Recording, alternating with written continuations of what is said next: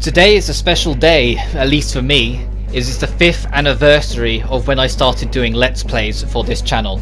And it was the 5th anniversary of basically when I started taking any care towards this channel. Because before then, it was just random spoof videos or random things I discovered on PS4 as I played along, some of which you can still find on this channel if you dig deep enough.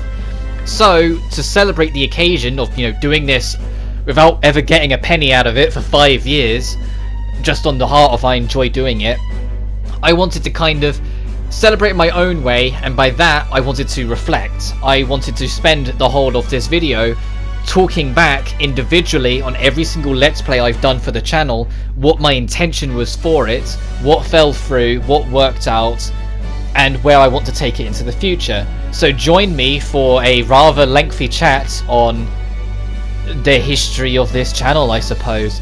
I'll start with the humble beginnings because I've got to start somewhere. 5 years ago today, when I started my Let's Play at Devil May Cry 4, specifically of Virgil's campaign.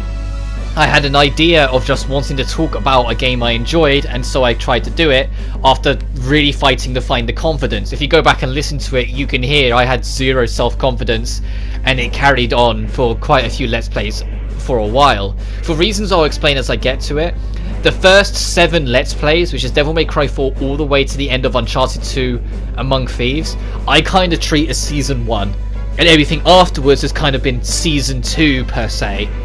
But anyway, Devil May Cry 4 was all about just seeing if I could do it.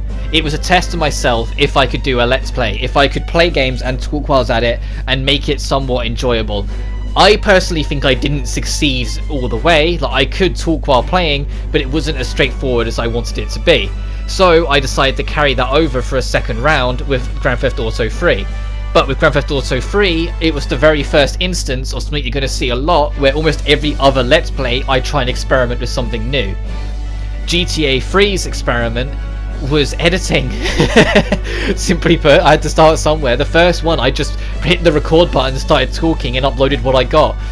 Whilst with Grand Theft Auto 3, my test was, can I edit things together? Can I cut? Can I do basic tools? Because I was entirely, and still am, entirely self-taught. Which is why there are some cracks around the edges that I'm sure you'll see even nowadays that don't exist in a lot of other prominent YouTubers. Just because I'm entirely self-taught, I didn't go to any kind of specialised education for it. I just hit the button, went on, and worked it out as I went along, and I have done that for the past 5 years. I'm proud of how far I've got, but it doesn't change the fact that I'm still quite a way behind those who have actually been thoroughly educated and taught properly. And I'll be spending more time, especially going into next gen, trying to educate myself and get better with it as it goes on. What I learnt through GTA 3 and editing is what I then tried to execute as a commitment to see that I'd made sure I'd actually learned something when it came to my third Let's Play, Outlast.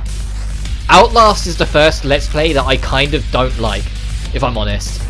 Looking back on it, I just don't enjoy a lot of it. I don't enjoy some of the later videos of GTA 3 either, and it's simply because if you've watched my Persona retrospective, I talked about it briefly, but I'll go into it a bit more now.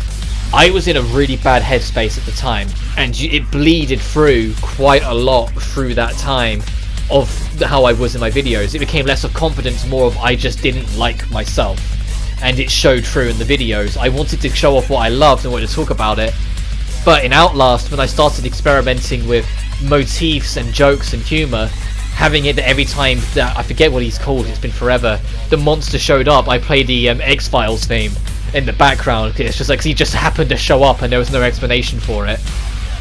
Like to try and make a joke and trivialize some of the horror.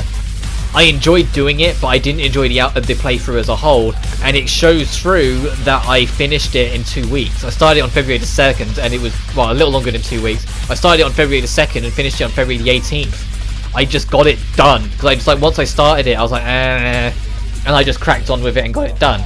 The experiment that then carried on to Evil Within is, can I do what I've learned to bigger projects? The Evil Within was a bigger game. It took me, I think it was 23 parts, and all of the videos were over 20 minutes long. The biggest hurdle I had though is that was before the update that Share Factory got, an update that is a lifesaver. There was an update that it got that allowed videos to be up to an hour long. Before then, and this was whilst Evil Within was being recorded, it was only half an hour. So none of the videos go any further than half an hour in length. and you see me teeter on the edge of it several times, like 29-minute long videos. I think part 14 is 29-59 seconds, so it was literally on the edge. I had to cut stuff off it just to make it squeeze into at the very end.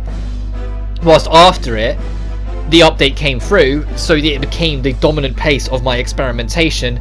Uncharted Drake's Fortune was, can I get away with longer than half an hour videos and they still be enjoyable and still give off a good performance?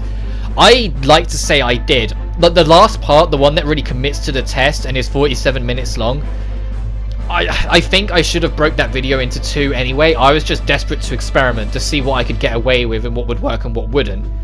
And I think for the most part it worked out. I just think it was a stumble step. But what didn't help is that going into Bloodborne was when I started to get into the worst and darkest part of my mental states, I think is the only way to put it. And it was going into Uncharted 2 that I started going to therapy and started going out of my way to better myself. I had a counsellor that I regularly visited to try and better myself. And I think it did do its wonders. I just had to step away for a while for reasons I'll get to when I get to Uncharted 2. Because next was Bloodborne. The biggest thing on Bloodborne, and I can't take complete credit for this, Reese actually recommended it to me. He showed up a lot in the early days of Let's Play, but he doesn't show up as much nowadays, just because he's doing his own thing and such. And it's not as easy. Before, like, I started getting Callum involved a lot more, because I like having odd people join in. Not in the Let's Plays, so I like to keep that to myself, admittedly. I know it's kind of selfish, but I just like keeping that to me and just my efforts and my commitments. But off videos, I don't mind. But Reese actually suggested the idea of, when going back through videos, it's not always easy to work out what video was what. So he said, why not have subtitles so the video is on the title?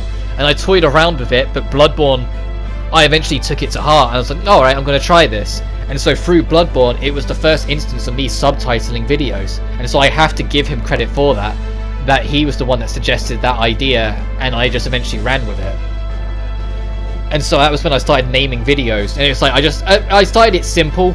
Like, I didn't experiment too much with it. I just named it after what boss I fought. So like the early videos were like Cleric Beast, Father Gascoigne, Bloodstaff Beast. But even then, there's a couple videos here where it's like, but every game needs a forest, part 7. Or when I started talking about Sonic Mania's announcement in part 14, and so I called the video Sega Does What Nintendo Don't as a joke out of it. Like, I started experimenting a little bit, but not too much. But then there's the crash and burn that was Uncharted 2 Among Thieves.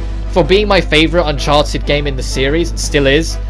It was the worst Let's Play I'd ever done, and I say that quite harshly on myself. I didn't enjoy it, and it was brutal. What didn't help is I had to record the whole game 3 times because I lost the footage the first time, and I didn't like the commentary I gave on the second run. But my third run wasn't much better. I also did the whole game on crushing, which was a fun thing when it's on that first playthrough, but just destroyed it on the second and third run. I just had no enjoyment for it on that second and third run because it was I having to do it again, not wanting to do it again. And it shows through. There was a lot of frustration, a lot of and big gaps between uploads. The Let's Play started in October of 2016 and didn't wrap up until June 2017. I was in the midst of getting those counselling sessions by those last 2 videos where you see me kind of peak up. But at the end of Uncharted 2, I can't even remember if I mentioned it or not, but I decided that I was going to take a very long break. I was going to completely step away from Let's Play and step away from YouTube full stop and just not touch it until I felt I was in a better state of mind, if that ever came. I was prepared to just not come back ever again at that point because it was harming my mental state too much when I had so much else going on personally at the time. And so, almost 3 months later, I ended up coming back. Because Sonic Mania came out, and I just thought, at the time, my idea wasn't necessarily to come back, even though I said, well, I'm back. I even put it in the description, it's been a while, but here I am, kind of thing. I just loved Sonic Mania, and it rekindled my love for video games that was starting to burn out because of where my mental state was at. And so I wanted to just show off this game that I thoroughly loved and enjoyed, and talk about it. But then after that, here's another update that Share Factory came through that makes me kick myself that I didn't wait. Because Share Factory added the ability to make your thumbnails from there. Beforehand, you couldn't. And so the first thing I did was experiment. And it was the biggest experiment I'd done in a while. Friday the 13th, I did videos on that. And my experimentation is, can I do thumbnails? Literally, that was the entire experimentation. It was like, can I get away with it? And the test was a hat in time. I was very experimental of what I could get away with the thumbnails, getting outside screenshots and putting them in, with putting fancy numbers here and there and everywhere that gave away what I was doing. The only video that didn't do it was part 11, because, and it still does it from time to time, if your internet gets slow when you're uploading straight from PlayStation, there's a chance the thumbnail won't carry over. It will just stumble at the last hurdle, which is why now I make a habit of uploading all my videos privately first and then just switching them to public once I know they've gone through properly. Something that I started doing from Final Fantasy XII, but that's later on. And so I wanted to make a point of it, of let's do it this way. And so with Hat in Time, I started having the thumbnails. After that was the biggest test, because I took on not one but two new things that I hadn't done before at the same time. One of them I never touched again because I realised it was too much hassle. The other I have, if you've been with the channel a while, known I've done for a lot more since. And the first one, the one that I didn't commit to, was can I do more than one project at the same time? I started up Final Fantasy XV's Royal Edition and the original Devil May Cry at the same time, with the idea of, because I knew Final Fantasy XV was going to be a much bigger project and not everyone was going to be interested, having other supplementary throughout it to keep it spiced up, to keep it giving fresh life. I kept on doing that up until I think it was the end of Celeste, and then afterwards I was like, no, I'm finishing Final Fantasy XV before I start Devil May Cry 3. And Final Fantasy XV's other experiment was just simply put, can I get away with doing a far longer project, like a JRPG, because JRPGs is my home turf, basically. And I hadn't tackled one. It was my 11th Let's Play and I'd yet to tackle a single JRPG. And to be honest, despite it taking me a year and 2 months to get the whole game done, Final Fantasy XV was the first real Let's Play where I felt like I knew what I wanted to do. I really felt like I knew where I wanted to be with it, what I wanted to get out of it, and really push through. Yes, it wasn't perfect because of how slow it took, and so I forgot a few points I made and ended up repeating myself a lot in those earlier videos. But I enjoy what I got out of it. It's not my favourite Let's Play I've done, I'll get to that later. But alongside it, I was doing the original Devil May Cry, and a few others as well. The original DMC, it was just a nice thing to return to. Just having something that I grew up with come back to. But I knew ultimately it was a stepping stone, so I wanted to cover DMC3, and it's the same reason why I covered Devil May Cry 2.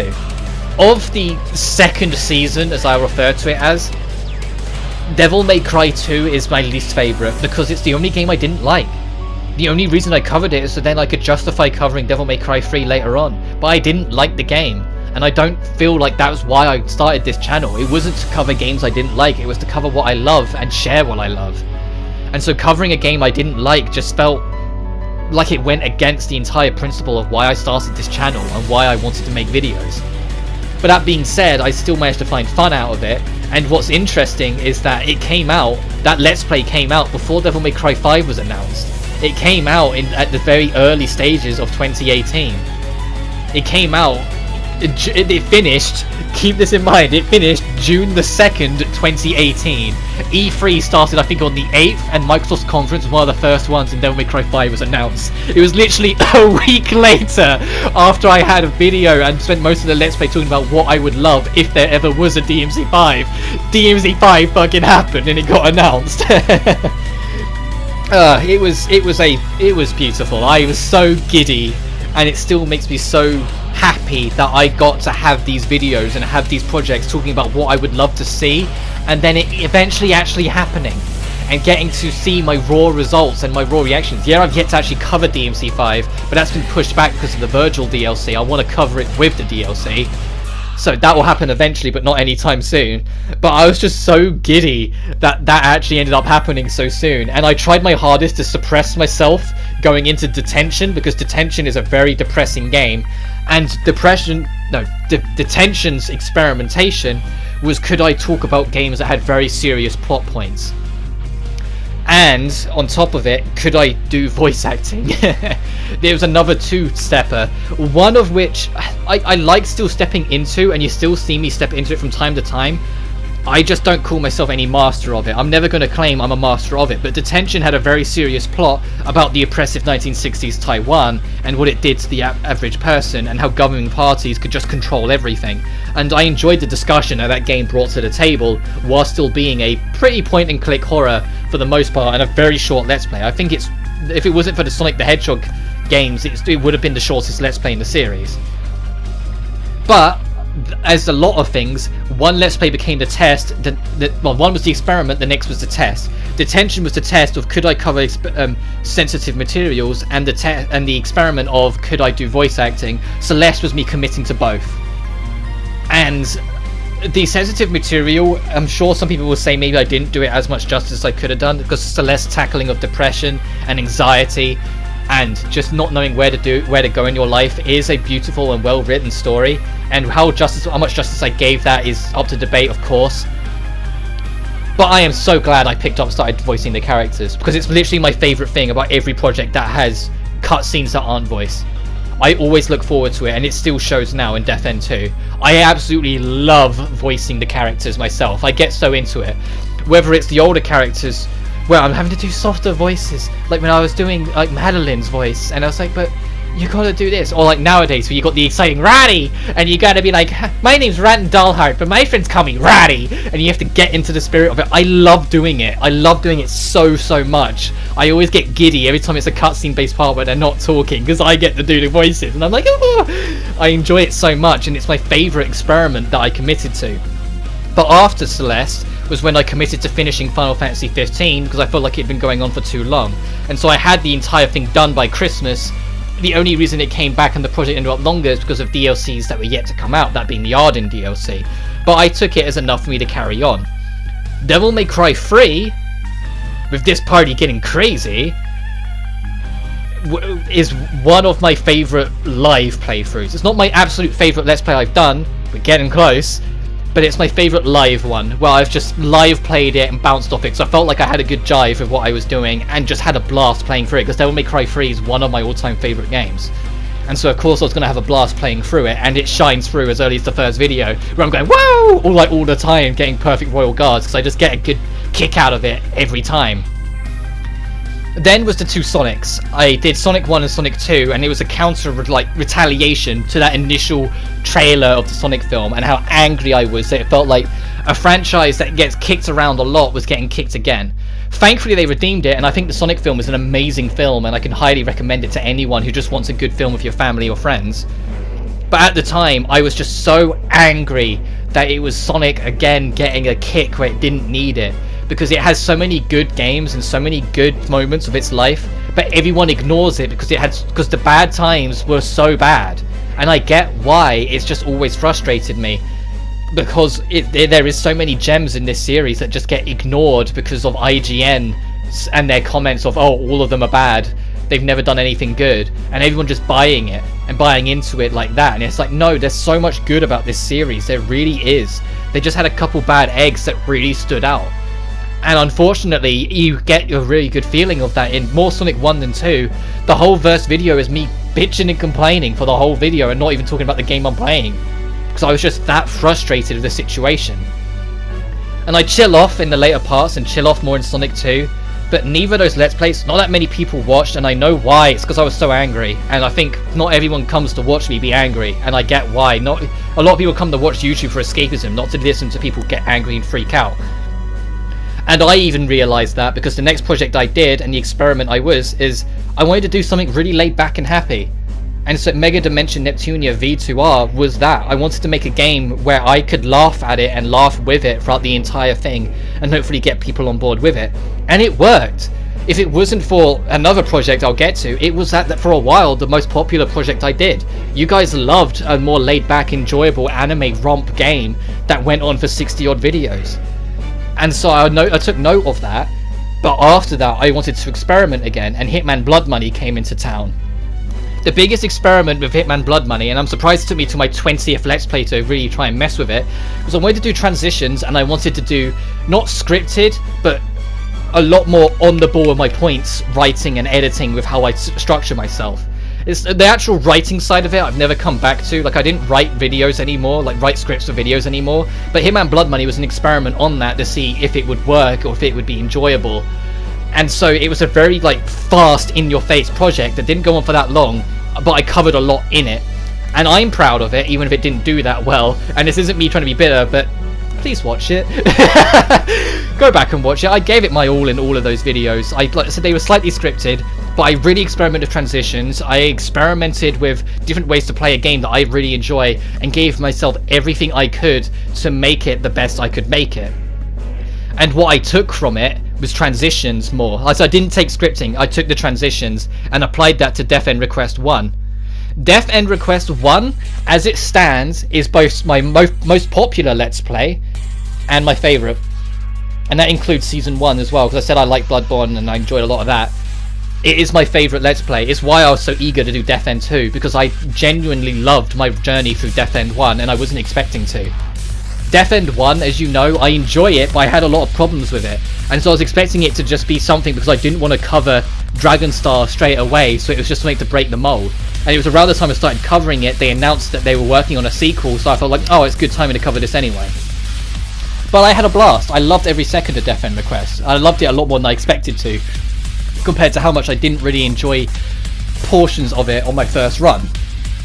And you guys did too. If I bring up my YouTube Studios, it's up there as my most viewed playlist, full stop. Which is insane to me. It's baffling that you guys enjoy it so much, but I'm eternally grateful for it. Yeah, 212 playlist views, and that's not counting like each individual video. The videos for a while were averaging 25 views. Like the first two videos both have 50 views on them, and some of them are still, like even the later parts, some of them have got like 27, 28, and then there's a couple like 17 and 14 and 19, and there's then other pain area videos which I thought would be more boring and you guys wouldn't be interested in. Like, it was the most consistently successful Let's Play I'd ever done, and I'm eternally grateful to everyone who stuck by that, and I can't appreciate you enough. After Death End though, I have to double check, so I think it was around this time. No, I think it was slightly sooner, but I'm gonna talk about it now anyway, of the cancelled Let's Play. And actually it was a little sooner than that. It was after Final Fantasy 15 that I tried to tackle it but didn't. The cancelled Let's Play. Well, technically there's been two of them, but one of them I can imagine you guys aren't aware of, because it only got one video before I took it down because I wasn't happy with it. But I won't talk about that now, because I might come back to it. Terraria. I wanted to do a Let's Play of Terraria. I still love Terraria and I still really enjoy it, but I learnt the hard way that Terraria is a near impossible game to actually do a Let's Play on. It's really fun when you're on your own and just grinding through it and committing to it, but the moment you're talking about what you're doing, you realise how repetitive it is. And I couldn't find a way to make it entertaining, and it just started to collapse under itself, and I wasn't enjoying it, and I felt like I wasn't giving enough to you guys for it, and so I eventually put it to one side and went, no, I've just got to abandon it. Which is a shame, because any project where I named the protagonist Doomfuck, Dumbfuck basically, it gets canned. Because I still keep them up, but I just haven't touched it. I still have the Final Fantasy X live streams up from where I did way back when, and that was another time where I named the character Dumbfuck and I just abandoned the project. I have no intention of ever really going back to it, but I leave it up just in case there's ever a time in the future that changes. The only other thing was Salt and Sanctuary, and simply put, Salt and Sanctuary, I started trying to do it way back in the Season 1 days sort of thing, and it was what I was going to tackle after Uncharted 2. And like I said, after Uncharted 2 finished, I just destroyed it all, because I broke down and wasn't in a good place mentally whatsoever, so I needed to step away. And when I came back, I just never came back to Salt and Sanctuary. I'd love to come back to it at some point, but that's gonna be a while, because it's been a long time since I've come back to that game. And what it kind of means to me, because like I said, it failed, and after the first video I just pulled it all down. What it means to me and why I don't want to go back to it, because of where I was, makes it difficult to me on a personal level to go back to it. But I would love to go back to it because there's so much I love about that game, and I don't want it to be this awkward emotional game for me anymore of when I tried to play it where I was mentally. But back on task, the next thing I did was to reboot Tomb Raider. The idea being is similar to why I covered Devil May Cry 1 and 2. At some point I want to cover the sequels to the reboot. What might put that on halt though, and why I didn't go straight to Rise and haven't gone to Rise and won't be for any time soon, is the rumours of this Ultimate Experience floating around of where we might be getting the Legend Trilogy. If the Legend Trilogy does actually come out on modern platforms and gets a remaster of some kind, I probably won't touch the Reboot Trilogy again, because the Legend Trilogy is eons better than it. The Legend Trilogy and even a lot of the games of the original saga are just better than the reboot, and I firmly believe that, so I'm not gonna want to go back to them if they are available. I might do just for the sake of comparison after, but I want to hold off until we know for sure whether or not it's happening, because it's still only rumours. But I enjoyed that game, and I enjoyed what I did with it, and tried to experiment with, even if it wasn't as experimental as some of the other projects. Like around this time is where I started getting comfortable. Final Fantasy XII, the biggest risk of that is that I had never actually 100%ed the game before, and I wanted to do a Let's Play where I did mostly that. The only thing I didn't really do was the end piece, like the actual, like the extra stuff added to the Zodiac Age. It's the name of it slipping my mind. The Gauntlet mode basically, and Omega technically. But I covered everything else, and I enjoyed it for what it is. After that, though, I didn't want to do anything until SpongeBob came out, which ended up being more of a problem because I didn't realize how big the gap was and how eager I would be to come back. So I broke that up twice. I'll start with the Let's Play one, even though it came later, and that's Shantae Half Genie Hero, which the Let's Play I feel bad for because I did it solely to bridge the gap. The Let's Play wasn't done for Place of Love, even though I enjoyed the game. It was done because I wanted to bridge the time between Final Fantasy XII and SpongeBob, which I regret in hindsight, because I feel like I didn't give Shantae a fair chance because of it, and maybe at some point in the future I'll come back to it solely so I can. But the other thing, and it's something that I'm eager to get back to when the next game comes out, is that I live streamed my first experience with a dating sim and my first experience to Date Alive. Date Alive is now a series I hold very dear to my heart. I have merchandise around my room that I do for my recording. I've watched all 3 seasons of the show, I've read some of the books. I love Date Alive now, and I'm so glad that I took the opportunity and just gave it a chance, because I had a blast with it. And I hope you guys did too. I know some of you did, with how high the views are on some of those videos, and I appreciate everyone that tagged along, and I absolutely will be covering the 4th game, Red Dystopia, when it comes out in the West, in the same formula, because I just had so much fun with it. But that leads me into the most recent games, which is SpongeBob, Dragon Star, and Death End 2. SpongeBob ended up being a very short Let's Play, which I knew it would be, because I know the game's to the back of my heart, the back of my hand even, and I've known it all my life, and so of course I was going to be able to just crack on and get it done, remaster with some janky extra bits and pieces or not. I was going to be able to just crack on with it. What I wasn't expecting was how many problems the game had and how many of those problems showed up on that Let's Play. Like, a lot of them are still getting ironed out, and I do want to cover it if it ever gets to it, but who knows how many more patches it's going to get, because it got that one major one and we haven't heard anything since, and I'm kind of worried. Like, they said they want to keep on working on it post-launch, but I feel like that was more just they said that and then THQ said no, work on something else. But we'll see. But afterwards was a game that is one of my top 5 this generation, and I was eager to get to, and had been putting off for a long time, because if you'd been with the channel for a while, I'd been bringing up Dragon Star since Neptunia. Like, it was like a year it took me before I actually started starting a Let's Play of Dragon Star. And technically it's not done. At some point I'm going to come back and do the Chaos route, the Madness route. But I had so much fun talking about why I love the characters and why I love its story, and going through with it and talking about its time limit and how it works in its favour even if it can be stressful, and who I picked and who I reasonably think would be the one that Zephy would date at the end, that being Charlotta, and where it went from there. And the game was a huge inspiration for got me back into story writing, so I hold a lot of credit towards it, because it wrote a book, it helped me get inspiration to write a book that now is my pride and joy, and that is Mary and Vincent, something that will be releasing at some point in the future, I promise. Which now leads us to where we're at now, a Let's Play that I wasn't sure if it would be done by now, but it's still like a week out, maybe 2 weeks out yet before I do the main adventure, and that is Death End Request 2, which introduces my favourite characters in a game in forever. My Rottie and Liliana, even if Liliana less so, I love these trio. These are my favourite 3 characters of the game this year, and I can't wait to talk about them more. And this is essentially what I wanted to do for my 5th anniversary. I know it's not much, and I'd only have so much to say, but I wanted to just be reflective on where I was at and what I wanted to do. For the future, I'm never going to give away exactly what my next game is, because I like a bit of surprise about what I do next. But Evil Within 2, Devil May Cry 5, Salt and Sanctuary, and Dark Souls 3 are on the table of games I may do at some point. It doesn't mean I will, and it doesn't mean I won't, it just means they're on the table. And it doesn't mean I'm going to be doing them next. I could be doing other stuff next. I already have a few ideas of what I want to do after Death End 2, but you'll just have to wait and see.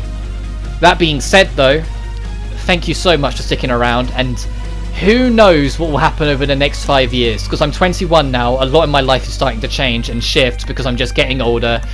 Things are different. I'm having to change stuff in my job, change stuff in my normal life. I'm not always getting as much accessibility to do this as I used to, and who knows where it will be beyond here. But I'll happily take that journey with you guys. So thank you so much for sticking around. Thank you so much for watching, and I will see you all next time, probably in the next Death End video. But until then, take care. Love you guys.